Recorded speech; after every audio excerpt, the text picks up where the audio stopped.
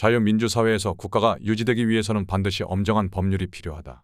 우리는 1948년 건국을 하면서 헌법을 제정하고 그를 토대로 정부를 조직하여 운영해왔다. 그런데 큰 틀의 국가법은 정해져 있었다지만 구체적인 행정, 정책 분야로 들어가면 여전히 옛 조선시대 말 제국 법령, 일제시대의 일본법과 총독부령, 미군 정청의 규칙 그리고 건국 이후의 법령들이 혼재되어 시행되고 있었다.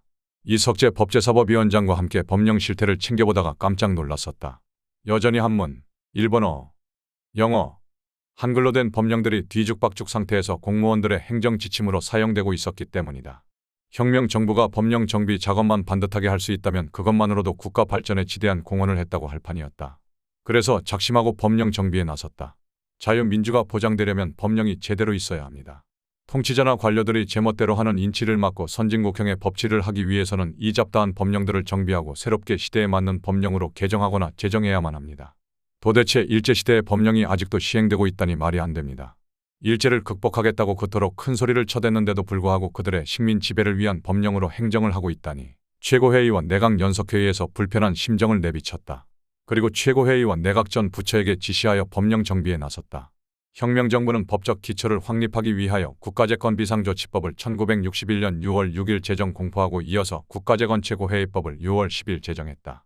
이를 토대로 하여 특수범죄 처벌에 관한 특례법, 특정범죄 처벌에 관한 임시조치법, 반공법, 폭력행위 등 처벌에 관한 법률, 혁명재판소 및 혁명검찰부 조직법 등을 제정하였다. 혁명정부 2년 동안 제정한 법령은 무려 2706건에 해당했다. 법률 734, 조약 41, 강령 1300, 불령 560, 기타 71건에 달한다. 대한민국 헌법 제정 당시의 법령의 공백 상태를 방지하기 위한 경과 조치로서 헌법 제100조 규정을 두어 구헌법, 외정, 미군정, 과도정부의 법령을 계속 사용할 수 있도록 했었다. 그 후 이승만 정부에서 법령 정비를 시도하여 1951년 5월 12일자 대통령령 제499호로 법령정리관행위원회 규정을 공포하였으나 기본적인 계획과 예산 조치가 없어서 방치 상태에 있었다. 5.16 혁명 직전까지 불과 19건 정비에 그쳤을 뿐이다. 이렇게 지지부진했던 이유는 부처 장관의 잦은 교체와 함께 국회가 태만하고 정쟁으로 일관했기 때문이다. 혁명정부에서는 1961년 7월 15일자 법률 제659호로 구법령 정리에 관한 특별조치법을 제정하고 대법원에 설치되어 있던 법전편찬위원회를 폐지하여 소관 사무를 위원회로 일원화하였다. 혁명정부는 1962년 1월 12일자로 법령을 완전 정비하였다. 이는 이전 장면 민주당 정부에서 편성해 놓은 작은 예산과 극소수 인원을 가지고서 단 시일 내에 완수한 것이다. 건국 후 14년 동안 해내지 못했던 일을 혁명정부가 불과 6개월 만에 완성하였다. 이게 바로 군사정부의 역량이다. 행정 관련 법령 자문을 원활하게 하기 위해 법령을 정비하고 법령 질의 대상 기준을 만들어 자문을 쉽게 하였다. 혁명 전에는 월 7.5건 자문에 불과하던 것을 월 55건으로 대폭 늘렸다.